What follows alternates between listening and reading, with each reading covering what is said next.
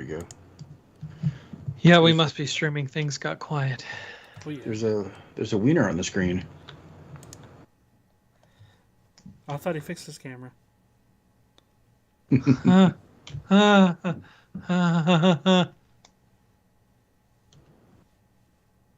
is the kind of quality that, people come to the pre-show for. Yeah, this is what you get after 270 episodes. Yep.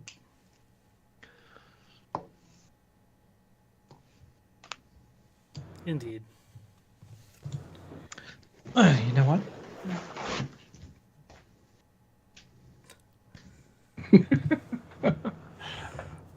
Is everybody ready? Yep. Bye. Hey, what's up, Ross?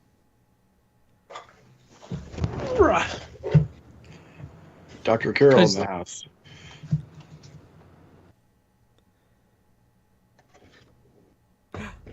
No. Hey. Awesome. Look, it's Yes. Turi.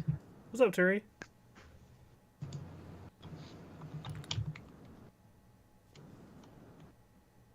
Turi's here. Timmy. My family and I still play Jackbox on a regular basis. And every time we play, I can't get butt soup out of my... I don't think that's out what of it my was. It was something else, but it was something like that. Yeah.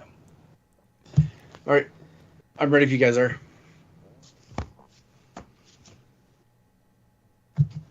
I'm assuming that's a yes. Yes. Yeah, sure. Or me just staring out from all the heat today. I'm glad we don't have smell-o-vision because I would not be contributing pleasant smells this evening.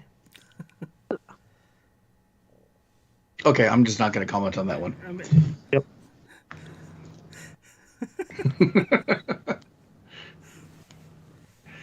I have a couple of teenagers in the house. That's kind of like just there's all sorts of smells going on here. All right, so good evening. All right, let's go and get started. You guys ready? I'm ready. Yes. Okay.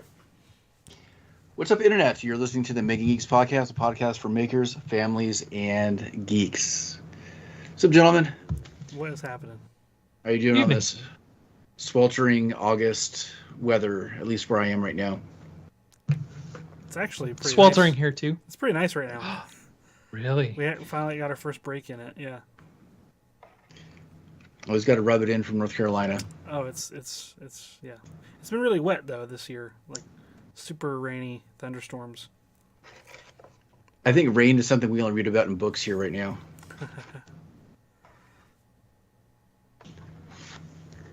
We started school this week. Well, kind of. I started work today, and then we have students starting next week. So my summer's essentially done, even though August is not quite done yet. It feels weird. Ugh. Remember back in the day when school didn't start until like after Labor Day. Yep. Kind of miss those times. It's Is funny, it? Go ahead. Go ahead. I was gonna say, like, is this the moment for the summer retrospective? I don't know. I almost need like a week to process because the transition of trying to switch my brain from everything I've been doing during the summer to teaching isn't going well. Yeah, I just want to take my marker and throw it against the wall and just like walk out. I'm not ready for anything, in Monday. And I'm teaching an extra class this year too, so I have, Jeez. I think, over 200 students. Yeah. Were you voluntold? Were you like, why are you teaching extra class? Because it's good money. Huh.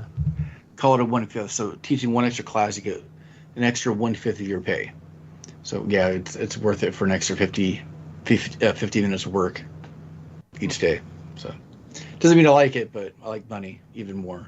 So I'll deal with it.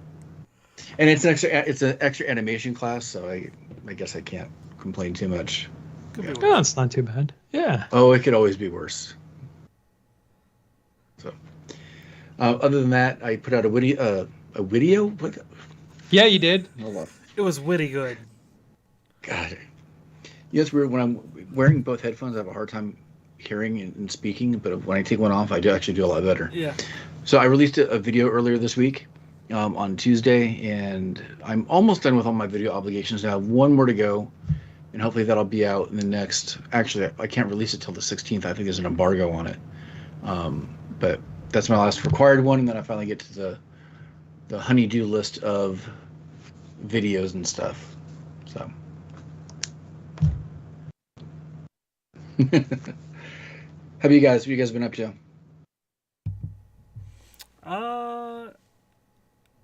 In the saga of what is wrong or what's being fixed at my house, I don't remember where the storyline left off last week. I think they tore up some different parts of my yard, I believe. I'm not sure where it left off, but I have now gotten more skilled at troubleshooting and fixing both invisible fence stuff for dogs and also the in-ground sprinkler system stuff. I got a neat little device that you can use to track the location of wires that are hidden underground. And so I was basically out there, almost like one of those like dowsing rods or divining rods from like old school, where like looking for the water. That's what I kind of felt like. But it's like an electrical version of it. You have like it's this like little, biblical. Yeah. You have like this little pendulum thing that you swing. It's. I'm not gonna explain the whole thing, but it's on Amazon. It's $50 for finding wires hidden under the ground, and it was obviously critical for finding like where the breaks were for the invisible fence. And I was, after much struggle, even with that tool, I finally conquered it, and my shoulders and legs aren't as happy as my brain is at that decision to do the repair myself. After digging a trench for like 200 feet worth of cable up and down like a incline, which is kind of how my yard general shape is. It kind of, we're like built on a hill that kind of drains back into the back into like a creek, several a good distance behind our house. And so I was able to fix those two things. So that was a little accomplishment. I guess from the maker DIY perspective, I don't really have any content to share as far as videos or anything of that nature, but home improvement stuff is hopefully winding down here. We recently got the this is another thing. We recently got the hardwood floors resurfaced and finished, which at our current house here, they basically form like a donut in our first floor that encircles our staircase that leads up to the second floor. And so basically you would have had to cross the hardwood floors to get to anybody's bedrooms. And so we had a staycation out in our driveway for like 3 days because we're lucky enough to have a camper, pop-up camper that you guys are familiar with. We actually had to move into the camper and the basement.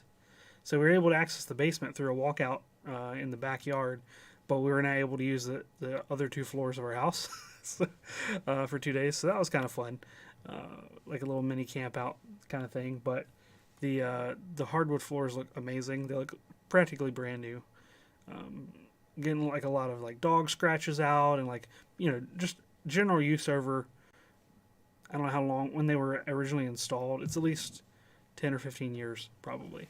And so it's like one of the last things we had to do in our kitchen. And it took out like pretty much all the scratches, all the dings, and they're maple hardwoods. So like originally, I guess the UV stuff from over the years, it makes it more orange. But it's actually more like blonde and beige, kind of like I think of maple, like you would find at a hardwood store, versus what it looked like. So it looks really cool. We got last appliance delivered today, which is an entire story on its own. We always have like really bad luck with anything we order online, and that didn't fail to disappoint. Or did it fail? I don't know. It basically, the first attempt at getting this range and oven delivered from Best Buy, it was broken. It looked like it fell off like an airplane and hit a truck before it got to our house, and so went through a whole ordeal trying to get that fixed. And I guess they were out of stock, and now they were back in stock, and it was like this whole thing. It's in the house, and they didn't scratch the hardwood floors, which was like the biggest thing for my wife. You know, you just imagine like going through all this stuff and then them dragging like an oven across the entirety of the hardwoods. That would have been fun, but everything works. We just have painting now left in the kitchen, and then we're gonna be done. Except the second stain for the back deck. That'll never That be second done. coat. It'll be perpetually not done. So yeah, Mm-hmm. that's enough about my home improvement woes. How's your week been, Donovan? Well, before you answer, Yeah. don't short sell yourself on the whole DIY thing, because I mean, essentially what you're doing is the core of a lot of where DIY started. You know, either managing other people doing it, or solving the problem, trying to find the invisible fence. Yeah, You could have had a whole blog and video series on your own. that's true. Just That's true. on this entire thing. You chose not to, but I mean, that's That's true. essentially I could have vlogged everything. I mean, other makers would not have hesitated to do this. That's true. It's a very valid point. don't sell yourself short on that. Yeah. You just chose not to document it. Next time. Next time. Yeah, next time. When the geyser of water shot up in the back of the yard after they hit it with a bobcat, that was pretty awesome. I mean, just imagine the thumbnail on YouTube. Yeah, The views that's right. that would have got. Yeah, with my reaction, like, little Yep. face there. Oh, it would be perfect. Yeah. Ugh. I can see it now. That's all right. Next time you'll make a video about it. Yeah. Yep. Man, it has been a super busy week for me, and only getting busier. I am in the what is the final lap before Maker Faire next week here in Tulsa. And so got all of the lumber that I need for my booth. Because in years past, I've had a 10x10 booth at Maker Faire. This year, I'm going to have a 10x20 booth. So double the size. So I went into SketchUp and designed a new booth for my area. And that kind of incorporates elements of... I totally said... I mentioned this in my Instagram stories for anybody who saw this. But in my booth for Maker Faire this year, I want to have like a little couch and a TV for people to like play Mario Kart, kind of like at Workbench Con, because it was so fun not to go to a booth and not have any expectations for anything other than, hey, sit here and have fun. Like it was so cool. Like I didn't have to worry about anything else other than, okay, I'm gonna pick dry bones with slick wheels, and we're going to do this. And I thought that was really fun. So I'm like, hey, I kind of want to do that. And so I designed a booth. I got a little IKEA sofa. I am in the process of milling up some walnut for a TV stand, a Minecraft TV stand. That's going to be the TV stand for the TV in my booth at Maker Faire. And then I have been experimenting with UV epoxy, because I've never really used UV epoxy before much. I've used it occasionally, but I am prepping UV epoxy projects for people that come to my booth at Maker Faire. So that has been an interesting journey, learning about UV epoxy, and I've learned that not all UV epoxies are created equal. So it's been a sticky mess at the worst of times, but pretty good at the best of times. Donovan, I can't wait till you actually like interject some like ambition into the things that you do. Oh my gosh. It'll be great. It'll be great when you get to that point. Why do you do this to yourself? I don't know. I can't say no. Maybe I don't know. I picked up another job this week. I'm like, why do I do this? I don't have enough time, and I'm like barely on the verge of how Donovan found like an extra 10 hours during the day, because I don't know how it's physically possible for you to pick up anything else. I don't know. I am doing some SketchUp work, rendering different paint jobs in a house design. so that they can like look at different paint on the walls and, you know, see which one they like before they make a final decision. I can't say no. I don't know. Ugh. Anyway. Isn't there an app for that? Probably. Other than that, I did want to have a video out today with my niche project, which is this keyhole book nook, which is turning out super cool. Like, this has been a fun project to work on, but with everything else going on, the video didn't get done, so I'm going to try and have that done by this weekend. But aside from all that, I got this random message on Instagram saying, "Hey, we'd like to feature you in our magazine." And at first I was like, "Oh, this is probably one of those spam things that you get on Instagram all the time." I didn't think it was legitimate until I messaged the editor of Make Magazine to say, "Hey, is this legitimate?" And he's like, "Yeah, this is my coworker. It's totally legitimate." Come to find out, they wanted to write an article about me, Maker Highlight, which I guess they have done for both of you now.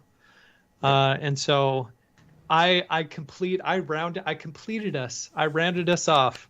The Making Geeks podcast have now all been featured in Make Magazine as a Maker Spotlight. So they showcased my Link's Playhouse, as well as a couple other projects, and it was really cool. I was now are you going to be featured in the physical magazine or just online?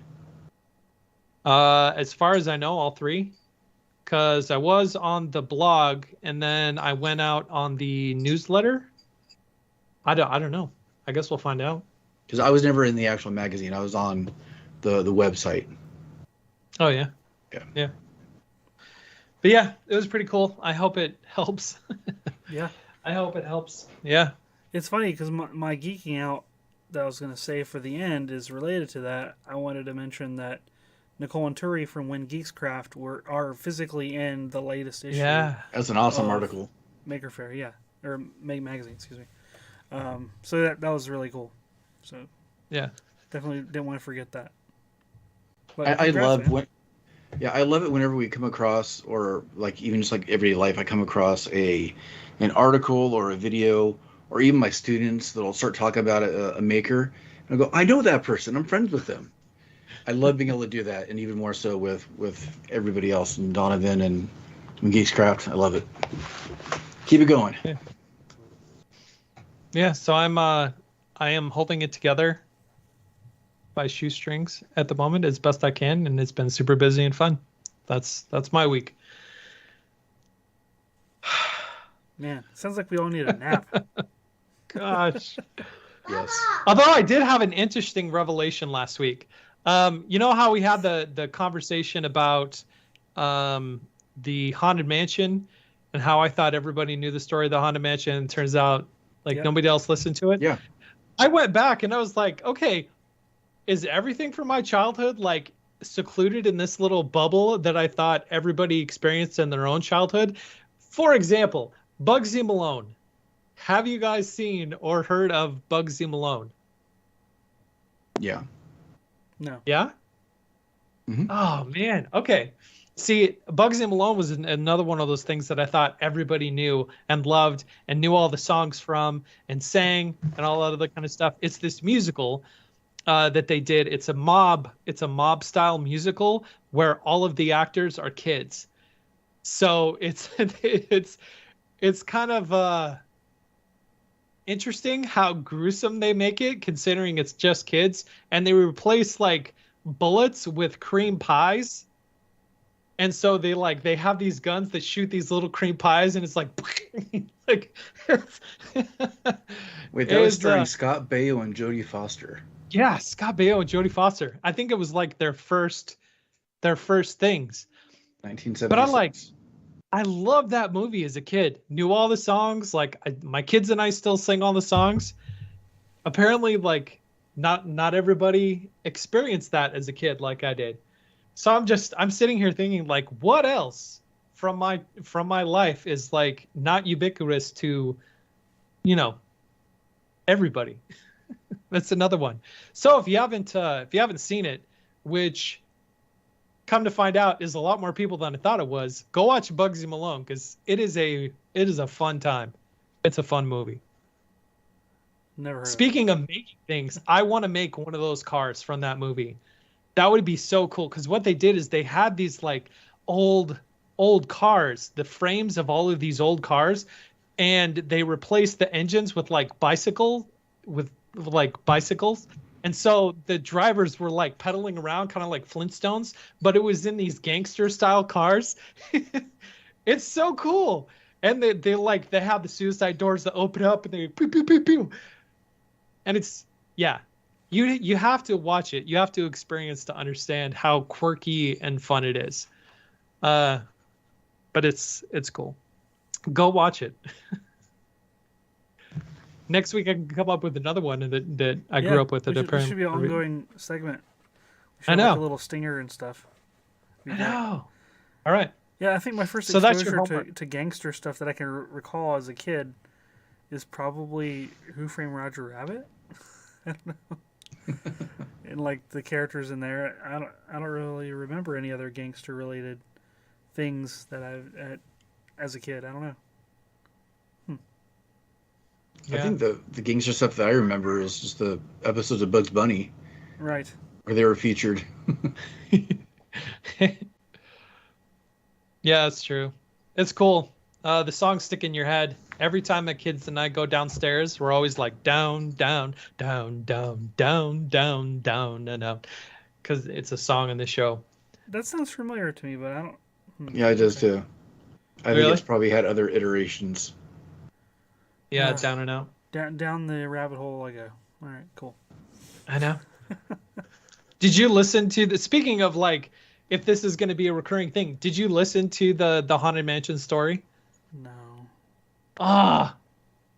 This could be your homework section. Haunted Mansion story, Bugsy Malone. I'm not sure I like this segment anymore. I'll follow up next week. Okay. Yes, sir. Yeah. We'll have a pop quiz. Yep. So for our topic today, we'll see how it goes at this point. Yeah. Comic-Con was a couple weeks ago, and I think we already talked about some of the Marvel stuff. I know that we've talked a lot about Marvel on the show, but some of the more recent news that has come out, geek-wise and movie-wise, has to do with almost like the collapse of DC. All the movies that were already in production and almost done that have been canceled. And with that conversation, we were talking specifically about the Flash movie, because there's a lot riding on that movie. You have the reappearance of Michael Keaton as Batman, but the movie's kind of in this weird spot because the star Ezra Miller is kind of off his rocker, for lack of more colorful descriptions of what's been going on with him. And through that conversation, we were also talking about, in that situation, what do you do with everything that he's being accused of? There's some criminal allegations. There's some, other stuff going on. Do you still let the movie go on? Do you kind of ignore that and look at the art for what it is? Are we able to separate the art and the artist? Type of thing. And that's kind of where we're looking as a starting point for some of the topic for tonight. Don, have you heard that news at all, or been listening to any of that? I don't know the specifics of it. I just heard the general parts of it, which is surprising because, like, in DC, everything that they've talked about in terms of like the next phase of DC movies, like everything hinged on the Flash movie, because it was going to open up like the DC multiverse and like extended universe and everything like that. And considering how much was dependent on that, to hear them potentially scrapping it, is surprising. Along with it's them surprising. Scrapping the entirety of Batgirl, apparently. And I thought they had said that was already done too, which is kind of messed up in a way. Been waiting really long for that character to kind of have their moment in the sun, or the night, I guess, whatever. and now not even getting that kind of play. Aside from like inequality type thing of just female lead and stuff. Aside from like all the other weird stuff going on, I always kind of look at like the entire crew, like all their work not getting seen, hopefully getting paid. I assume their contracts are guaranteed that they still have to get paid in those situations. Right. But it's such a messed up situation where you have, at least in the Flash movie, we have one person potentially taking down an entire production, and it's, I don't know, I don't see it as being right. Right. Like, what's the acceptable path for them? Like, there's several different ways they could go with that. Is it best to just leave Miller out of all like the press junket tour and stuff, like preceding the movie release, or what? I mean, it does seem, since it was such a critical movie in the future of their properties, it does seem like it would be a worse idea to can it entirely. But, and I'd be super mad at, like I said, regarding Batman. I've been looking forward to just that part of that movie for such a long time.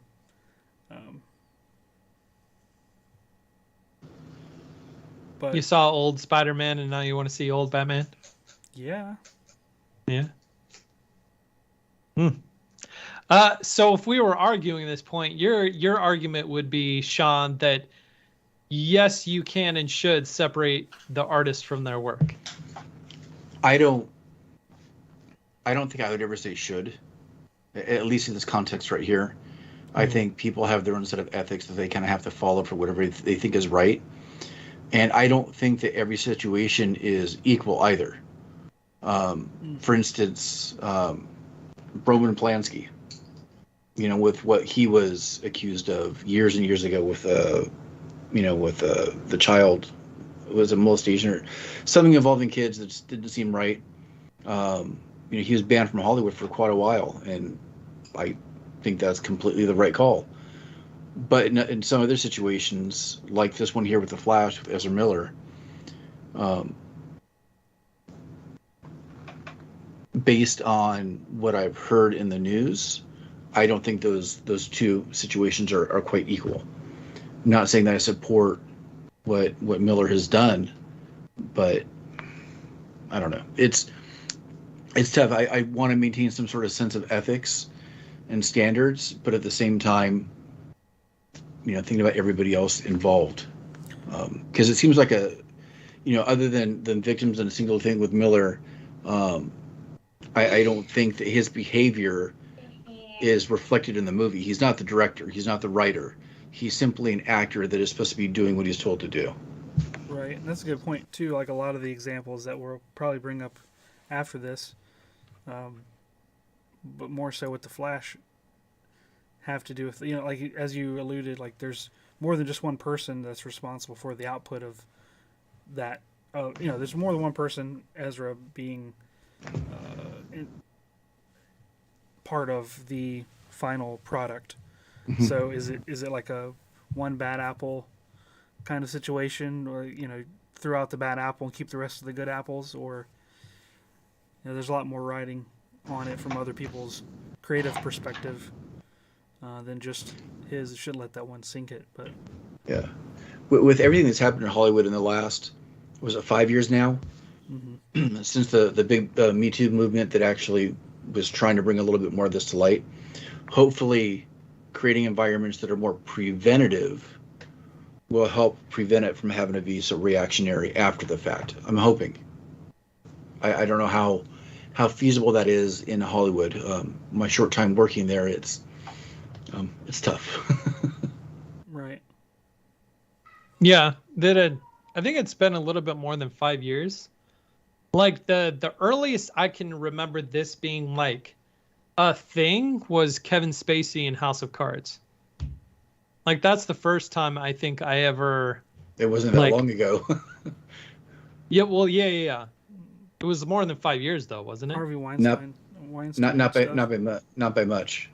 Yeah, but like that at least for me was like the first time that I ever remember that kind of thing happening, where something from somebody's personal life or something that they did or said in the past, like is now causing them to be taken out of whatever, current project that they're in. Yeah, and it's still, all of this is so far after the fact in when it actually occurred for a lot of them too. It just that people's voices started getting listened to, and with social media and how you can amplify your voice right now, it caught steam, and then you had this, movement over the following years that kind of took hold. Yeah. I mean, we talked about this in the pre-show a little bit, like even here in the makerspace, we're not immune to this kind of drama. No, not at all. If you want to call it drama, I don't even know what you want to call it. Would you call it drama? Controversy. Yeah. I hate the term like cancel or canceling someone, but that's kind of in the realm that it was starting to happen. Yeah, because why don't you explain it really quick for those that haven't heard the conversation before, like a brief summary. Yeah, as best I know and can understand and thus explain, there was a particular maker who posted a video, like you do on Instagram, about a particular wood finish that he was using that wasn't Odie's, but that he was just commenting on the difference between particular finishes and like why he chose the one he was using. The founder, creator, CEO, whatever you call him, the owner of Odie's Oil, chimed in rather rudely and unsolicited into this post on Instagram, telling him why he was wrong, and thus began a back and forth between this woodworker and the owner of this company, and it escalated very, very quickly, where the content creator, the woodworker, was calling out the owner of this company. The owner of the company was like retorting in a very like aggressive manner, and then had other employees from the company like message him as well, telling him why he was wrong. And it became this thing that it turns out that this wasn't the first time the owner of this company has harassed somebody within the maker community on their views or opinions about wood finishes. And because of that, a lot of people, I mean, a lot of people started throwing out all of their Odie's wood finish. There's so many videos of people just trashing them. Yeah, so many videos of people just like throwing them in the trash, pushing them off the edge, like doing whatever, which part of me doesn't get. Like, I have to admit, I get the symbolic nature and the gesture of it, but they already have your money. Like, you already bought the thing, so just like throwing it away, like, there's a practical side of my brain that's like, well, that's a huge waste of your own money. Is this the social media like push of trying to affect change through an action like that, though? Yeah, but it's just amazing how quickly it escalated and how big of an impact that all of this has had on this little, I mean, it's not a mom and pop shop kind of company, but like it's on a company. I don't know if they will survive this. They probably will. They may not.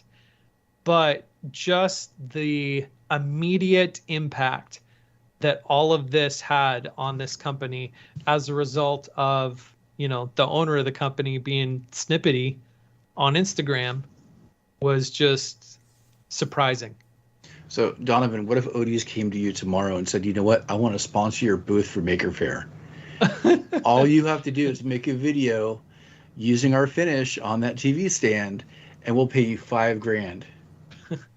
I've the only wood finish that I've ever used in my life besides the one that I've made is the what's the Benueta Mike Montgomery wood finish that they created.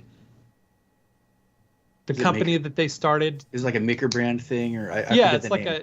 I know it's you're not talking about Maker's Mark, but yeah. I forget the name. That is the only. Way to dodge What- my question, by the way. Gosh, I don't know. Like, I'm not involved in this. You would be. And I know. Would be. The thing is, I don't want to be involved in this. Like, there's so much that goes online that I'm like, I don't want to, I don't want to be involved. It's not that I don't want to give a voice like for or against or whatever. I don't care enough to want to be involved, to spend my time trying to like explain to people how I feel when they don't need me explaining how I feel about a particular situation. I have a I might take it. I don't know. I really don't know. Think of the kids, man. Yeah.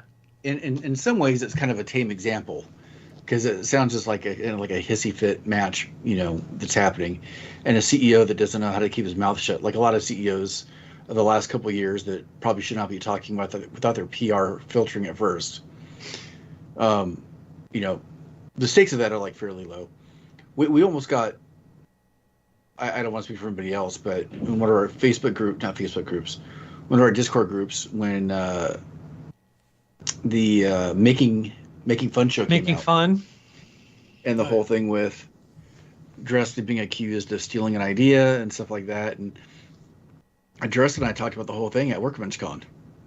And really? Yeah, we had a 20-minute conversation about it. Like when I was getting ready to get in my Uber to go to the airport, and yeah, he and I and Derek from Malden were talking about it. And he's asking me questions like, I don't want to be in the middle of this either. Yeah, that was another conversation that I got wrapped into that I'm like, I don't want to do this. I don't.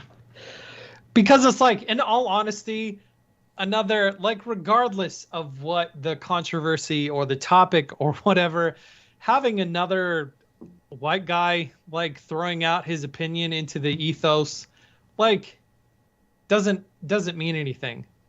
So like I said, I don't want to like take the time and effort and energy and like formulate my thoughts and opinions and whatnot in such a way that I could like disperse them to people in somewhat of a convincing manner. I don't want to. I think it's tough because it seems like a lot of the situations everybody's being forced to take a side. Right. Though too. What if we drum up like a fake beef between like one of us, like with each other, like, and just like come up with kind of like a you see the money roll in. Oh yeah, like YouTube we'll just play both ads sides of it. Yeah. Yeah. It's what is it called? Like outrage marketing. Sounds about right. So yeah, no, it's legit too. Dude, all we have to do is like a diss track about the other person. And, yeah.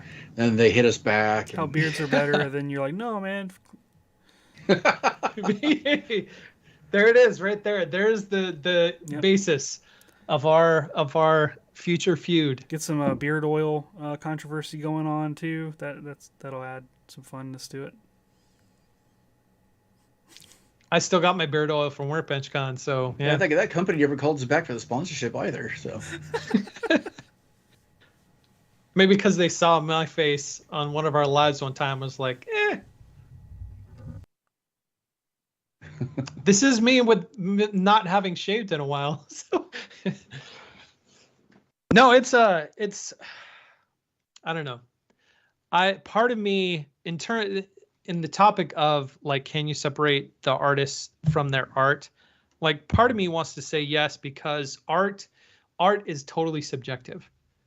Art is very subjective. And it's individual to the person. And so one person may be able to separate the artist from their work. Another person may not be able to. And I don't think either of those is wrong.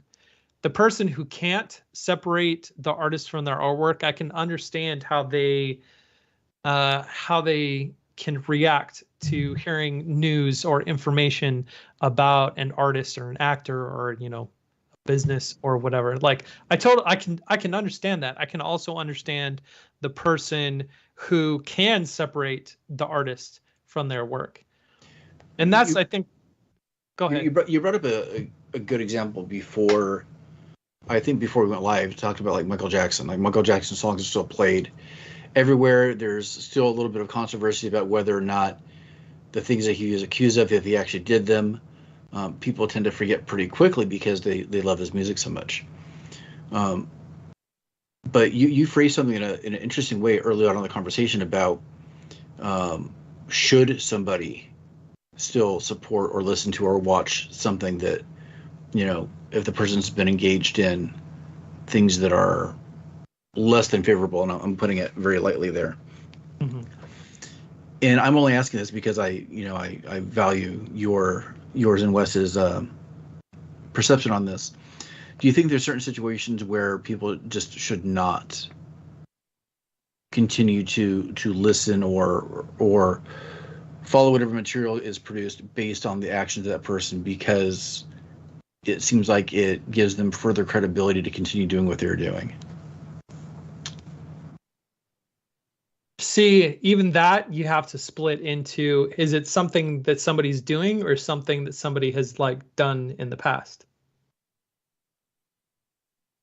Because it's different. It's all situational. It is situational. So for example, but it's also ethical. Yeah. Growing up, I listened to Bill Cosby all the time. And I was hoping this would come up because Wes and I were talking about this before too. Yeah, I loved Bill Cosby like stand-up specials. They're so funny, like, and clean, which was great because I could actually listen to it at home. Like, and it was like it was good. It was good content. It was funny. It was like family friendly for the most part. It was great.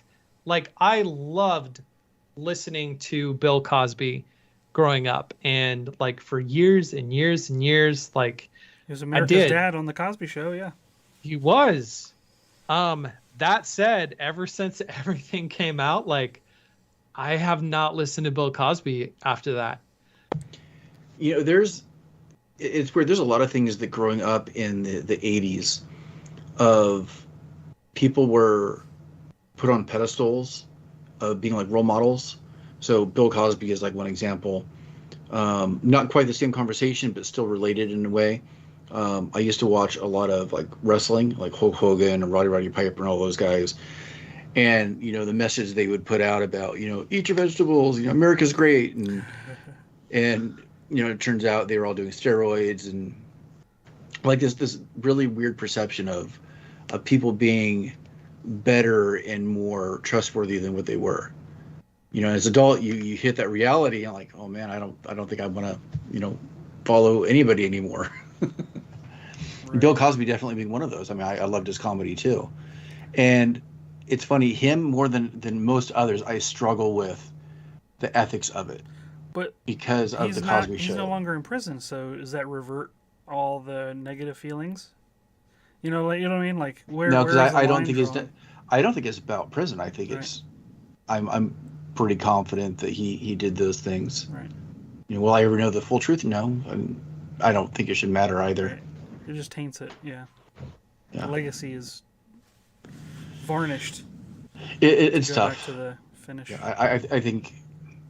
Not that I think that we should have heroes or even like kids growing up. It was nice in the 80s having that to look forward to. But it seems like there's even less of that now. Right. I mean, there are only a couple that have come out like still unscathed from Mr. Rogers, like you had mentioned earlier. Yeah. Weird Al, like at least until the Roku movie comes out, he's still pretty good. Then we'll find out the truth. That's right. That's going to come out. All the scandals. All the UHF nonsense that he drummed up. So yeah, there's not many heroes left. Yeah, like even Elmo was not immune to these issues, which is crazy. That's right. I'd forgotten about all that too. Yep, that was well before the Me Too stuff, if I'm not mistaken. I'm pretty sure it was too. Yeah, and I mean it's we can anticipate that like this is going to happen all the time. Mm-hmm. right? Yeah. Yeah. I think because of that experience and being able to kind of reflect on it, I've actually been able to temper that for my kids a little bit more too, of not placing anybody on a pedestal. You could kind of like their music and stuff, but just the old like the 80s and 90s, like the teen idol type thing. Yeah, I try to avoid that as much as I can, or encouraging my kids to not have that. And it's it's so this topic is so hard because the reality of the situation is that more often than not, trauma makes good art. Oh, it's a good point. Teaching animation as a living. Yeah. Yes, it is. It's challenging in class every day when I'm aware of that fact. Yeah. And yeah, especially like working for Disney pre their, I don't want to say whitewashing everything, but like rewriting their own past about Walt Disney. So like this is when I worked down at Disney, they had this entire attraction that was the history of Walt Disney himself and the company, and it was part of the Hollywood Studios tour where you went and you saw it all. Yeah. But one of the things that they started doing while I was there is they were going in and digitally removing all of the cigarettes, Right. Oh, yeah, I remember, digitally yeah. removing all of like just everything that wasn't within the ethos of the Disney image. Which I remember having a conversation with one of the exhibitors of that ride one day when he talked about going back and doing this, and he was very against it. And I was like, I can understand that. He's like, people need to like, as looking back, as bad as things like Dumbo and Song of the South and all that other kind of stuff was, it was contextual to the time. Like, and to remove that or to change that or alter it to fit the present perception of what's right and wrong, like, I think is a disservice to our own past, because you're what am I trying to say? When you go back and you change all that, you remove that lesson that may be in there for people to learn from.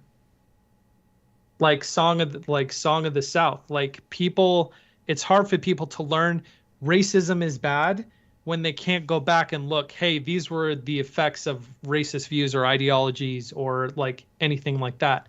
If you take all of that away, then it's hard to learn those lessons. Like, if you like Photoshop all the cigarettes out of, Walt Disney's hands, it's hard to tell kids, hey, smoking is bad. Because it can give you cancer and kill you. So it's like, it does remove a certain perspective of being able to look back and kind of like objectively evaluate things.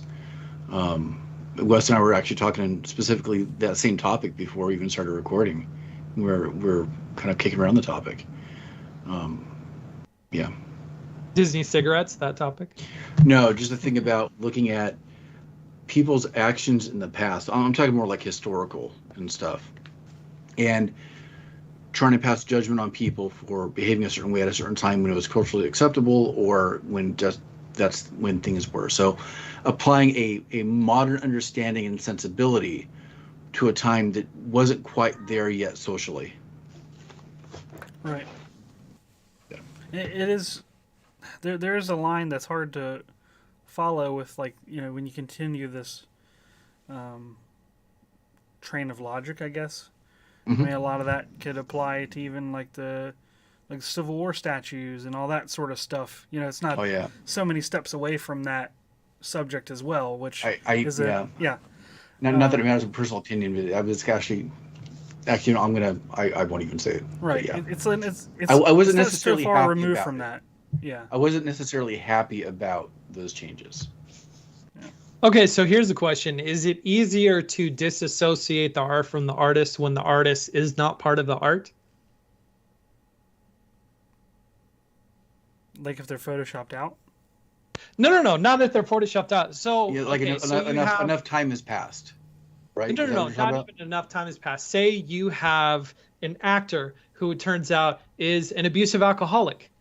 And you have a painter who it turns out is an abusive alcoholic. Like, you don't see the person in the art, in the painting, in the like in the music, in the, you know, the music videos are a different thing, but like in all of that. So is it easier to disassociate the artist from the art from the artist than it when you don't see the artist? Right. Yeah, that's a good point.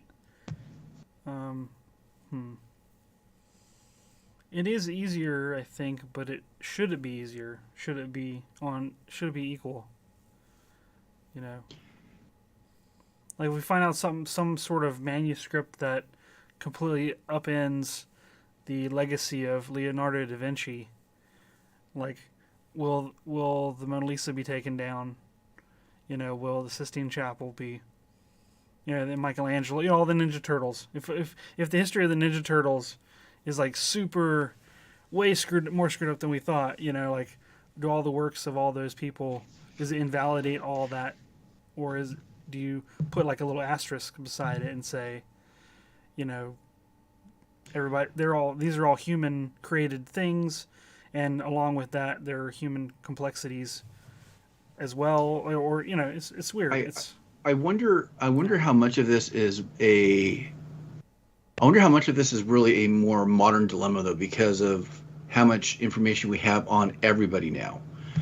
But partially voluntarily, because of what we put out there about ourselves, but because of media, social media, 24-hour reporting of things, we know more about everybody's more intimate lives than we ever have in the past. So it may not even been possible to pass that kind of judgment on people in the past that way.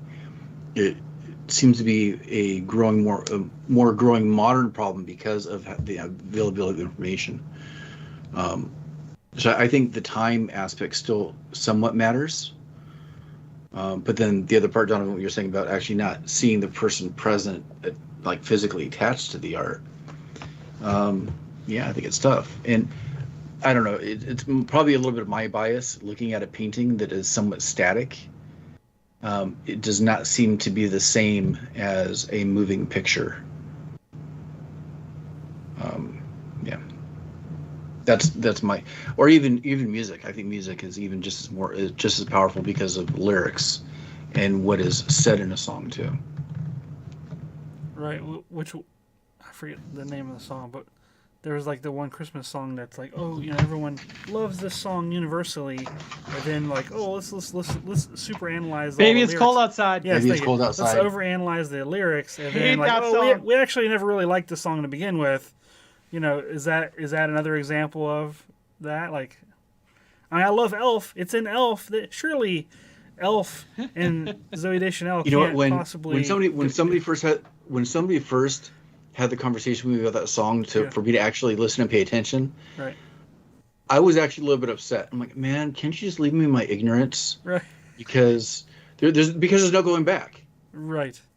And my higher brain function, I hope higher brain function, is sitting there telling me like, you know, you can't look at things the same way after having that information, and doing so is really a really big form of neglect. I don't know. Well, they've changed the words now. There's like a new version. But see, now they're changing history, man. They photoshopped out all the cigarettes of the song. So. It's Walt's cigarette all over again. It wasn't originally the nose on Rudolph that glowed red. They changed it. Oh, Clarice, man. Clarice. I have to cut out that sound clip now. Yeah, I mean, we do that all the time. Disney wouldn't be Disney without like changing Brothers Grimm. It's funny though, is that practice actually hurt Disney in a lot of ways. It's why DreamWorks was actually able to be so successful. Right. punching out. Disney was trying to scrub everything clean, I guess, to a certain degree. And then Shrek came DreamWorks- along and totally ripped into Disney. Which, this is off topic, but I'm going to forget it if I don't say it now. This may not even be new to you guys, but have you heard about the new take on Snow White? That she actually died at the end? That she was not saved by the kiss from the prince? No, go on. That she actually died? Yeah. That the prince is actually a symbol of death? Because at the end when she goes to the castle is in the clouds. Essentially heaven. Oh. There's a little bit more. There's a little bit more evidence of the prince being a symbol of death because she was like scared of him. She ran away. Visited her while she was alone in the forest. There's a little bit more to it. I forget all the details, but it's interesting to look at as a different perspective. And when I heard it and I listened to it, I'm like, holy crap, that almost seems intentional. Anyways, all right, had to get that out there because I would have forgotten. See, that kind of stuff, that I'd love to talk about and think about and deliberate and stuff like that. Well, that's good because we need other topics every week. What's Snow White did at the end? Let's discuss. Right. What happened to Andy's dad in Toy Story? That's like a whole thing, too. I'm writing it down. I'm right, okay. Oh, and how because Andy's they mom thought was that the Andy, owner of Jesse. oh, Andy's dad had polio. That's the theory, I What? believe. Yeah. I believe that was the theory. How? Wait. Something like that. I'm going to have to research it more before I'm pretty sure that's what the online theory is, that he had... I'm not going to... We'll save it for another one. I'm going to have some of the facts wrong. I'm going to make myself mad if I re-listen to myself. I'm pretty sure that was what the take was, but... All right, I wrote it down as a topic idea. I'm putting it on the spreadsheet because I think it'd be fun to follow up on movie myths and alternative story ideas or whatever. Yes. Okay. Ferris Bueller was a figment of... what's his name? Cameron's imagination. There we go. There's my movie myth that we can talk about next time. Cool. I just watched that recently too. I introduced my son to it. Really? Yeah, and now on the first day of school, he's wearing a Save Ferris t-shirt. Oh, the band or the movie? Well, it's the band name is a reference to the movie. I know. I saw a guy in the store a couple days ago. It was a Save Ferris shirt, and I wanted to be like, band or movie? Just wait till I tell you what the real meaning behind Napoleon Dynamite was. When it's just going to ruin it. See, love I'm to down hear for that. that. Communist Manifesto or something, or Speaking of manifestos, over at patreon.com/makinggeeks, we want to thank them for their support of this show and let us talk about these stupid topics that we come up with from week to week and staying with us over the years. We appreciate each and every one of them, including our top 3 patrons, Jordan, Square Splinter, and Clinton. Y'all are awesome. Thank you so much.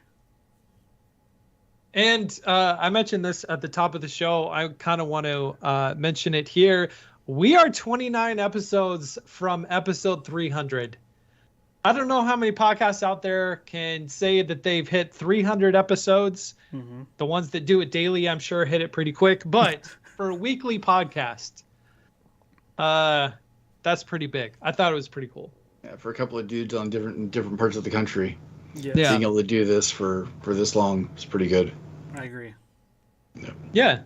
Speaking of which, what are you guys geeking out about?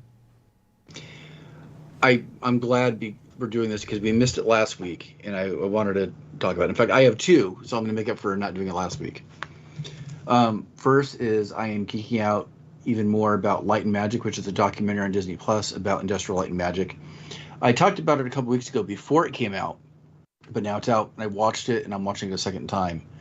And it is one of the best documentaries that I've seen about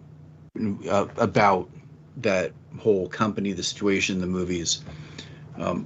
It says season 1. I don't know if they plan on doing a season 2. I think they should. I think there's still a lot more to go there.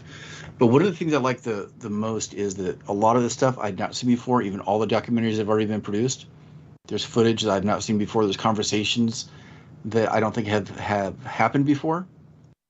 There was an interview or a lot of kind of like talking interviews with George Lucas, where I think he was talking more openly and honestly than I think he has before. A lot of the craftspeople and artists are given more time to talk about their craft and what they did and the process. If you have any interest, which I know a lot of our audience does, in making DIY, creating, I think it is perfect for all of you. And my second pick, really quick, is probably one of the best TV shows I've seen in a long time. Severance on Apple Plus, Apple TV, whatever it's called. It's fantastic, and I'm Is not that going the to one with Adam Scott? Scott? With Adam Yeah. Scott, yeah. Okay. There's some familiarity to the storyline. I know that you could probably draw parallels to other shows, but it's done in a way that I think is fantastic, and I think it's completely relevant to modern life, and that's all I'm going to say. If anybody listening wants to have a conversation about it, hit me up on our Discord for our patrons, or just on my social media. I'd love to talk about it. If you guys ever get around to watching it, I'd love to have a full conversation It's about on it. my list. I know I'd like it.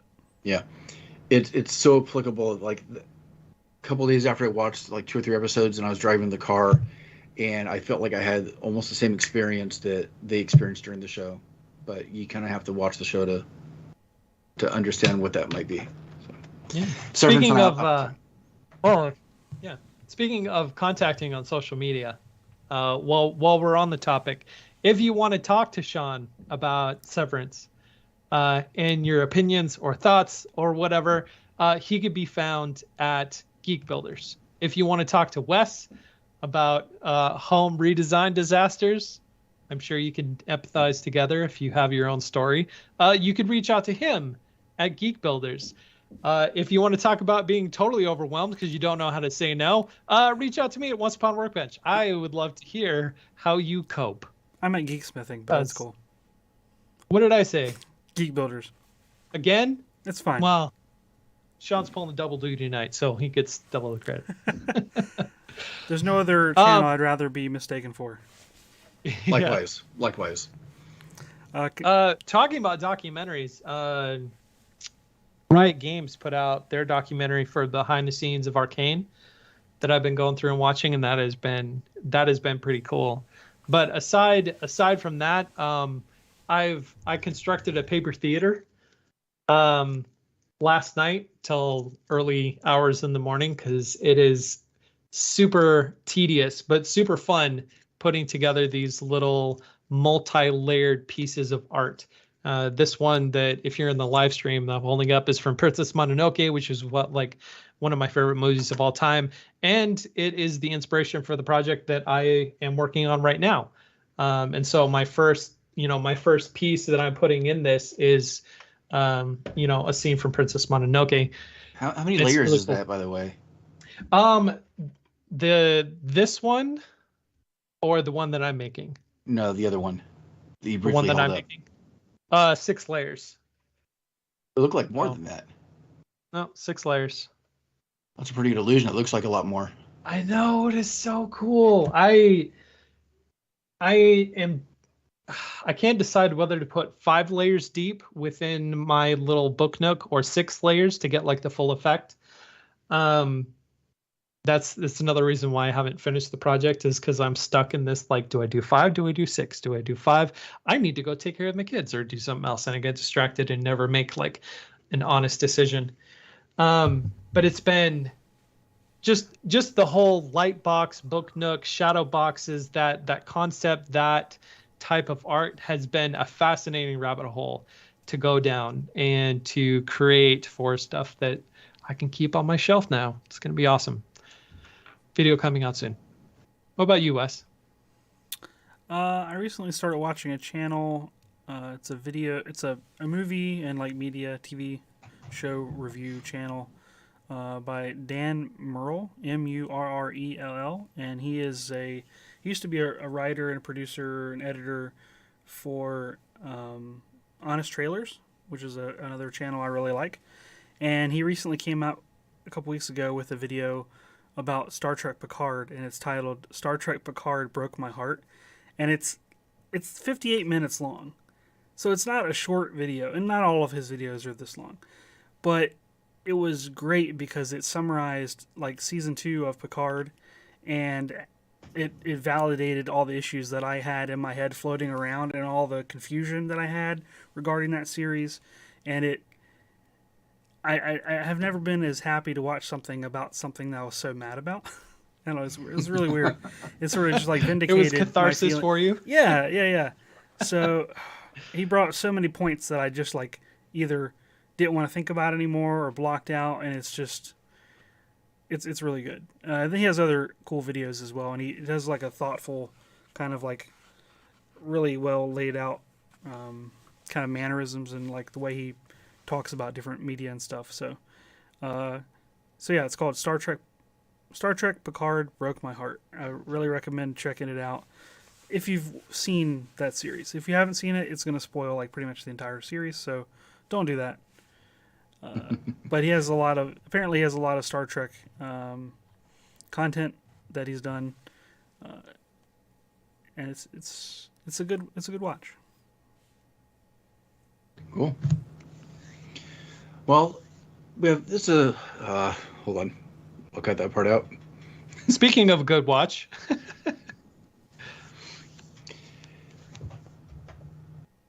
I'm trying to think about how to transition into this, but maybe I'll just say it because I'm so used to the momentum of like the end part with like Donovan doing like all the social media stuff and going straight into talk about the website that I'll talk about the website now. If you haven't checked it out lately, go ahead and check out makinggeeks.com. That is our website that we have, and we have a contact page if you'd like to suggest any topics for the show. And we have all of our episodes right there on the homepage. You can just go ahead and listen to those in your browser. And we also have a shop with Making Geeks themed merchandise for you to check out and possibly pick up. Want to thank everybody for hanging out in the live chat with us. It's always a lot of fun having that side conversation going on. And look, we had a pretty good crowd tonight. So if you'd like to be part of that awesome group, we record every Thursday evening, 6:30 Pacific, 9:30 Eastern, and 8:30 Central. You can find new episodes of the podcast every Saturday morning on your favorite podcast player of choice. So from all of us to all of you, have a great week. See you guys. see you next week.